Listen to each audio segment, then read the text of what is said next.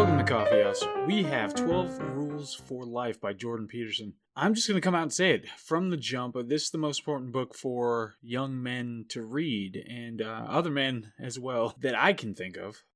It's calibrated to our modern times with the topics it chooses and the style of its telling. It kind of puts a contemporary anchor on wisdom traditions, from antiquity. And it has a lot of newer stuff and newer ideas mixed in. So it's just, it's all around an important thing, an important way to approach a lot of these topics, and an important way to advertise these memes to young men who are struggling with a lot of the issues that are dealt with in this book. So I just want to make sure that that's up front and out there and clear.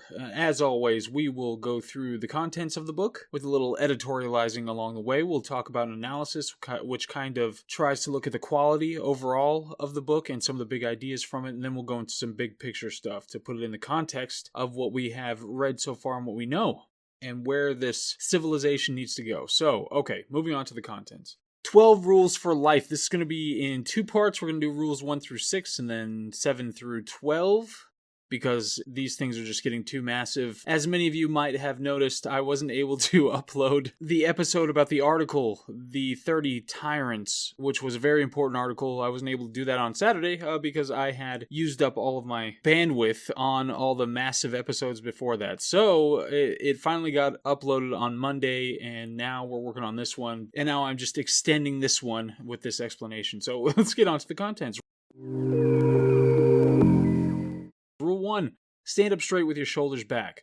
And this is the one, the famous or infamous lobster talk, which I absolutely loved. It was so important to put this foot forward right away and establish this idea. But so the lobsters, they are much more like you than you realize. Lobsters themselves are obsessed with status and position. They will defend high-quality territory. They have differing levels of conflict, so just like we humans, if we get into a conflict, it might just get into a shoving match, that's one level, or, verbal altercation into shoving match, into throwing the fists, into adding groin shots, into using weapons. All those various steps, but lobsters have the same thing when it comes to their fighting, that they'll have these kind of thresholds for getting into these conflicts, all the way up to the violent murder of each other. And they have this particular biological situation here. When the dominant lobster is defeated, his brain apparently dissolves, and he develops this subordinate brain. So he develops a new brain in response to what has happened externally. That is incredible. To some degree, that must be kind of what happens, some kind of physical change, a phenotypic response to what happens on the outside. Just like if you get a cut or something like that, it probably happens with the brain in a similar way, although it must be more resilient. But for your whole brain to dissolve and just develop a new brain, that's insanity. A little tidbit here, I'm not sure how this fits in the context, but I thought it was interesting, is that 90% of our communication is done with 500 words. Being the preternatural vocabulary gourmand, I use many, many more words than 500, but that is apparently how most of us communicate, with those 500 words. Then, we switch back into the Matthew principle, which is related to the lobster. So the Matthew principle talks about the harshest thing that Jesus ever said, about how the wealthiest will get more and the poorest and most pathetic will get even more pathetic. I can't remember the specific quote in Matthew, but it's like that. So it's like, if you've got stuff, you're going to get even more. If you don't have anything, even that which you have is going to be taken from you. But so as it applies to lobsters, that's kind of how it is. So the highest up, the alpha of the alphas, is the one who gets all the women, all the food, all the best places, and the lowest of the low get even what they have taken from them. But Peterson points this out to establish this very important idea, is that hierarchy is built in from our deep history. And so to just have this weird fit about it now, in this phase of our history, is missing the point and not paying attention to what's been going on here. So hierarchies, they make things very stable. When a strong lobster is about to get into a conflict with a weaker lobster, in many cases, the strong one can just wiggle their antennae and they'll be able to defeat rivals. The rivals will shirk in obscurity and not challenge them to a actual physical fight. So that's an element of stability that you get from hierarchies. Females outsource their search for mates in hierarchies, so they look for who's at the top of hierarchies, and that's how they find their mates. And the long-term domination and sitting atop the hierarchy can't just be physical prowess. It has to be engaging other aspects of socialization to be able to maintain that hierarchy. So this idea is 350 million years old. At least that's how long lobsters have been around. But effectively, the dominance hierarchy has been around forever, for as long as there's been life. So then we've got an introduction to the idea of chaos and order, which will be talked about in detail later. I think this might be the next chapter. And a hierarchy itself is a near eternal aspect of the environment. It's older than the trees. Anyway, so there's some talk about serotonin and how important that is for both good and bad on both sides. You know, the Matthew principle on this too is that your serotonin level can dramatically affect, if you're good, you're going to get even better and better. If you're bad, you're going to get even worse and worse. And then he brings up some psychological conditions like agoraphobia and PTSD and points out that there's very little difference between capacity for mayhem and destruction and strength of character. I love this because you've got this nice little balance that will keep coming up throughout the book where it talks about there is this potential for destruction that's concomitant with being kind of emotionally competent for living in the world.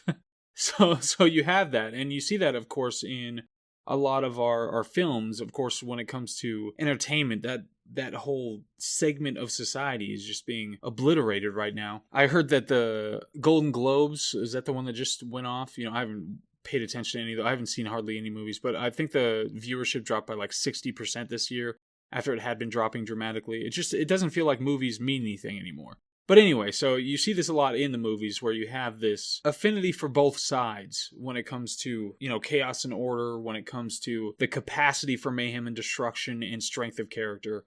All those things are necessary. And I wonder if that's something that's kind of reflected in the idea of God in general being such a terrible, powerful force, but also being the most perfect good thing.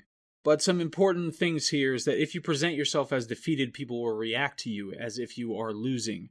You have to voluntarily accept the burden of being. You should speak your mind, put your desires forward as if you had a right to them, and dare to be dangerous. So that's important stuff from rule number 1. Rule number 2, treat yourself like someone you are responsible for helping. He brings up this idea of subjective pain and that the unique death of your father is different categorically from the objective death on the hospital roll of your father. And this is one thing that I think Peterson brings up kind of a lot. You know, it can be frustrating at times because one of the big takedowns of modern civilization, especially in the West, is this idea that the subjective is so important, that your subjective experience, your personal experience is such an important thing. Peterson, of course, is looking at it from a clinical therapy perspective. So he's thinking this is something that he has to think deeply about all the time is what is the subjective pain? What is the individual experience? And how do we figure that out? But from a wider context, we have to think about, okay, when you start slathering the rest of the world with your subjectivity, then what are you losing behind it? But moving on from there, we have this bigger explanation of this idea of order and chaos. Order being male archetype, chaos being a female archetype. Didn't we just talk about male and female archetypes? I think it was in the discussion for Mary, right? The anti-Mary exposed. I think we talked about that. Anyway. Oh, this is a fantastic idea too. There's so many good things in here. So order and chaos are not perceived objectively and then personified. That's something to keep in mind when it comes to trying to figure anything out, is that that's not what our brains are designed to do. They're not designed to go find something objectively, understand it, and then try to add meaning to it. We see what things mean just as fast or faster as we see what they are. That's what we do. We just attribute meaning. We have the hyperactive agency detector, where we're attributing meaning to everything that's out there. Of course, male and female have been around for 1 billion years, been around a long time. It says in the book that the division of life into sexes occurred before multicellular animals. I did not fact check that statement, and I don't know enough about biology to be able to challenge it. So, male order, that's the idea. It's male order. It can be destructive. Just look at something like the concentration camps. Those are very orderly and they're very destructive. Female chaos. They contribute to creation and creativity, but they can also cause all sorts of problems and accidents and things. Sometimes I put notes in here, and I can't remember. I think I'm just putting a little tidbit, and I can't remember how they tie into everything. But so women are highly selective when it comes to finding dates. On dating sites, they actually rank 85% of men below average attractiveness. So it's the reverse Lake Wobegon. They are saying that 85% of men are below average of attractiveness. That's pretty rough. But anyway, you see this idea of order and chaos everywhere. So in Osiris and Isis, they're depicted as twin cobras with tails knotted together. They're Egyptian gods. And Osiris is the god of state, and Isis is the goddess of the underworld. And you see the world and underworld depicted in Disney all the time. Peterson loves Disney. And even I've seen Disney movies a million times. And we had a whole series where we talked deeply about them. But we talked about them in the mechanics of storytelling. We didn't talk about them in the deep thematic roots that Jordan Peterson discusses them in, which is fantastic. So the thing to bring up here is that we're adapted not to the objects, but to the meta-reality of order and chaos. That's what we're adapted to, and that's what we're looking at. And that's why we have so many representations all over the place of this thing, and that's why our psyches are so built on these ideas. No matter where we are, there are some things we can know and predict, and some things we don't know and can't predict. So you have that idea of order and chaos that's always at play with each other. Whatever we're doing, wherever we are, that's what we're running into. Okay, and I'm not sure why this is here, because I think it comes up later in another one of the chapters when he talks about child rearing specifically. But this idea that it's much better to render those in your care competent than to protect them. Oh, I think this chapter is specifically about who you're responsible for helping. Okay, so it makes sense. But like I said, it's much better to render those in your care competent than it is to protect them. Because if you just protect them and that's all you do, then it would result in permanent human infantilism. Okay, rule number 3. Make friends with people who want the best for you.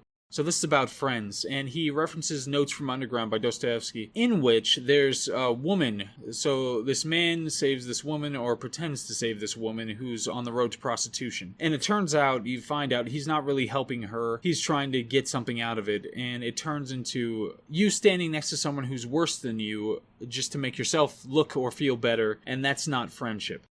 Things fall apart of their own accord, but the sins of men speed their degeneration. It's much more difficult to extract someone from a chasm than lift them from a ditch. I feel like sometimes I'm just sitting in Thus Spake Zarathustra, and that's how I'm speaking this thing. I should offer more context to this stuff, but I did not. And he references Rogers, Carl Rogers. Of course, we read 2 of his books. We liked one much more than the other. But Rogers believed the desire to improve was a precondition for progress in the therapeutic situation and likely just in life in general. If you want to help somebody, it's probably going to be a precursor that they have to want to be helped.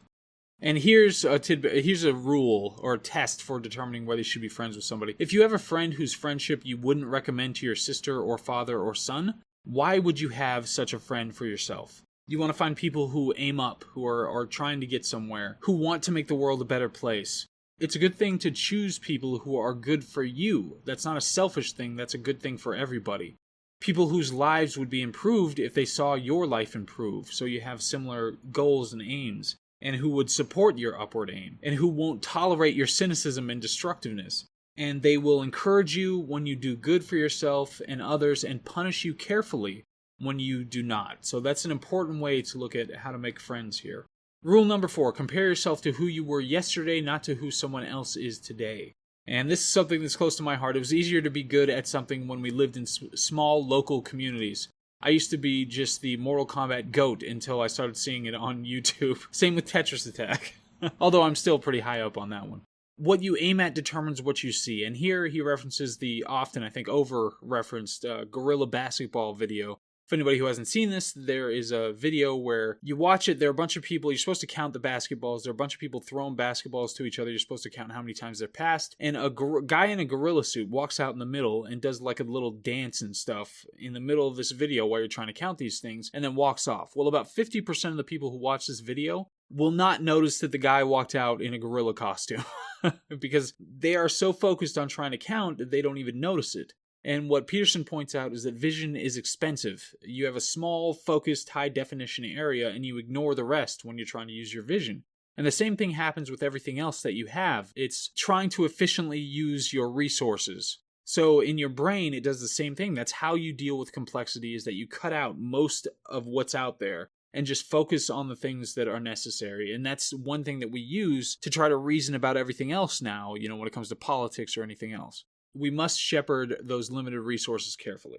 And here's another one where he points out that religions have to be dogmatic. They must be. They're the domain of ultimate value. And I think I remember I saw him talking to Sam Harris, who is now a douchebag, by the way. I saw him talking to Sam Harris, and they were talking about this idea that you might say that you're an atheist, but you're not an atheist in your actions and what you do and how you practice. And those likely betray much more of what you actually believe than whatever you're saying at this particular moment.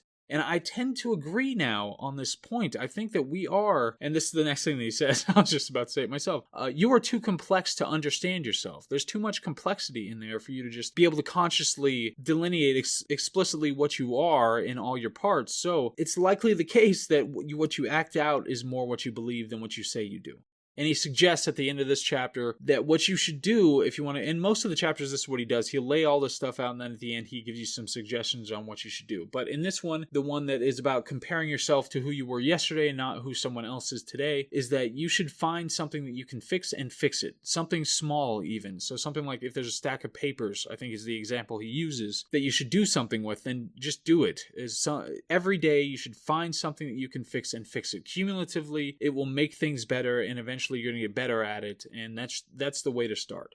Okay, rule number 5, don't let your children do anything that makes you dislike them. This was a chunky chapter, and it had a lot of good stuff in it. So apparently a member of the Chinese dynasty, one of the Chinese dynasties, had 1.5 million descendants, so he's got a bit of a lead on me. Genghis Khan apparently fathered 8% of the men in Central Asia, which is amazing. It's not for the best that all human corruption is laid at society's feet. This is an important idea here, because we are talking about the rearing of individuals and how you create them and make them into good people. So if only society is corrupt and not individuals, where did the corruption originate, is the question. Even more problematic is insistence that all individual problems, no matter how rare, must be solved by social restructuring, no matter how radical. So we have to be careful about that in saying that individual failures are somehow the responsibility of society, and society must do something or affect change or be something else to be able to cater to that one individual. And before we start cutting out large chunks of society or outlawing this or outlawing that, we have to realize that we don't sufficiently understand what works in society or what things do in society to be able to jettison large chunks of it. Such as things like the liberalization of divorce. It's something that we might not realize what effects that actually has, on children and child rearing, and how much it's going to increase things like crime rates and school dropouts and all that sort of thing.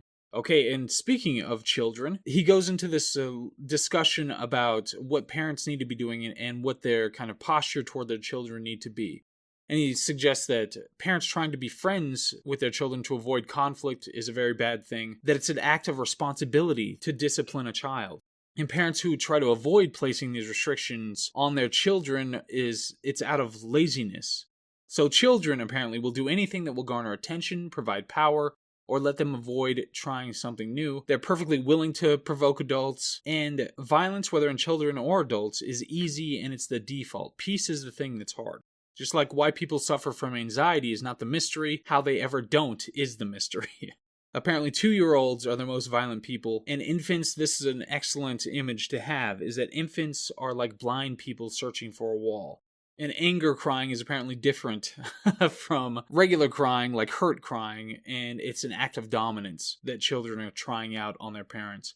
But modern parents are terrified of the words discipline and punish. B.F. Skinner specifically talked about how positive reinforcement is hard and that pain is more potent than pleasure. So you can try as a parent to avoid being the bad guy in the short term, but long term, it's a bad idea. A child needs adult authority because children are dependent, and they must be properly taught by the age of 4. You have a very short window to make sure that they are properly socialized to do the right things. And the parent authority is not based on power, but it's based on competence. Hierarchies that are based on power are tyrannical and illegitimate. So we've got a couple of ideas when it comes to dealing with children. You want to limit the rules, and you want to use the minimum necessary force to get things across. So some tips that might be something that I put on a wall in a kid's room at some point. Do not bite or kick, except in self-defense. Do not torture other children. Eat in a civilized and thankful manner. Learn to share so other kids will play with you. Pay attention to adults. Go to sleep properly and peacefully. Take care of your belongings and be thankful for them. Be good company and act as though you're happy to be around. Apparently, timeouts are effective. Leaving a kid by themselves to think about what they've done are effective. Now, I had heard and I had read some things, and I'm not sure it's from the Carl Rogers School of Dealing with Children, but that it's best to actually stay with your kid during a timeout as opposed to leaving them alone for psychological reasons. But I'm not sure. This is something that I'm gonna have to determine, because I don't want my kid to be a little weakling. So you might have to use physical restraint in some cases. Jordan Peterson didn't have some kind of a priori thing against spanking, or just physical restraint in general. Because if you don't use the right kind of force, if you're not thinking it through, then someone else in their future might use that physical force and it might be much worse. And remember that parents can be vengeful and can be resentful of their children, so that's something that they have to take into account. Parents have a duty, though, to act as proxies of the real world. That's what you're getting them ready for. So you have to act as a proxy of the real world in this kind of experimental crucible to get those children ready for it. It's the duty of parents to make children desirable. Proper 3-year-old is polite and engaging. And parents need to take responsibility when they do wrong and learn to do better. So rule number 6, set your house in perfect order before you criticize the world. This is probably the most difficult one for anybody. How on earth do you set your house in perfect order before you criticize the world? Most of what we do is criticize the world because it takes the onus off of us. So he brings up school shootings and talks about that descent into the temptation of questioning being in general and how you have to blame something. He references Tolstoy, who offers a few alternatives for dealing with the terrible, fallen, evil corruption of the world. You can retreat into childlike ignorance. You can pursue meaningless pleasure. You can continue to drag on in a life knowing nothing will come of it, or you can destroy that life once you realize it's meaningless. And then he references Cain and Abel and the story of Cain and Abel and how Cain killed God's favorite to spite God. Then he discusses the Gulag Archipelago by Alexander Solzhenitsyn and how it finally destroyed communism intellectually. It was banned in the Soviet Union, of course. It was smuggled to the West and eventually made its way back into the Soviet Union. And once it was disseminated throughout that population, then there was no more defending communism. But he finally gets to the point that if you are suffering, that's the norm. If it's becoming unbearable, you have to take responsibility and you have to clean up your life. Stop doing what you know is wrong. I think this is such a profound idea that needs to be understood and repeated. Stop doing what you know is wrong. So many of us, we know what's wrong. We know we shouldn't be doing the thing that we're doing, but we do it anyway. And he says specifically, don't waste time on questioning why you know it's wrong. Just stop doing it. In just an interpersonal relationship, when I'm talking to somebody, where I'm like, okay, I shouldn't be using this kind of manipulative language to try to get something in the short term right now. I should be better about the way that I'm conversing with this person. I know it's wrong, but I still do it anyway. So this is something that I think is really important. Start to stop doing what you know is wrong. Say yes only to things that make you strong. Don't blame others. If you cannot bring peace to your household, how dare you try to rule a city? Over months and years, your life will become simpler. You will have no more bitterness and conceit. Your life will merely be tragic instead of hellish. Who knows what existence might be like, however, if we all decide to strive for the best. So that was a meaty book. We're already at like half an hour. Of course, even though I wanted to avoid that, but we are moving into the analysis now. As I said, everybody should read it. It's got a lot of excellent ideas, and it can absolutely help so many kids, men especially right now, formulate this architecture of meaning that can keep them motivated and keep them in a healthy position for the rest of their lives. It's so important, especially right now when they are just being trashed from every angle, that they have something like this. I can see why people would be thirsty for this, and I absolutely recommend that they read it. Starting with the lobsters was beautiful and memorable. I love lobster just in general. I'll still eat them even though I know a little bit more about them. But it sets up such an important question. Our deep roots are vital to our happiness and survival. Understanding those deep roots and not trying to go against the grain when it comes to them. We'll see in later chapters how we talk about how a lot of those natural impulses are sublimated to be used in a more positive and sophisticated way. And that's something that we can do with all of these instincts and intuitions. But just ignoring them and playing this weird religious game related to it, that's completely wrong. And that's something that we're doing right now under the aegis of progressivism. So my favorite idea is I love the order and chaos dichotomy. It's such a great thing to think about in such great way to try to understand why we do what we do. So I love that.